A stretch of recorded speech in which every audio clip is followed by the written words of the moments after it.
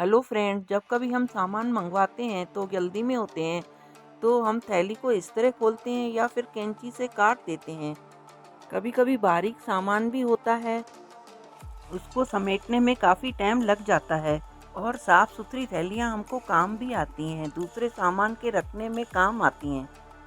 देखिए, थैली इस तरह खोलिए, एक छोर से पकड़कर गोल गोल घुमाते जाइए।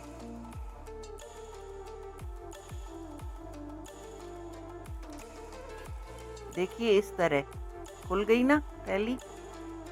मैं दूसरी बार भी आपको करके दिखा रही हूँ।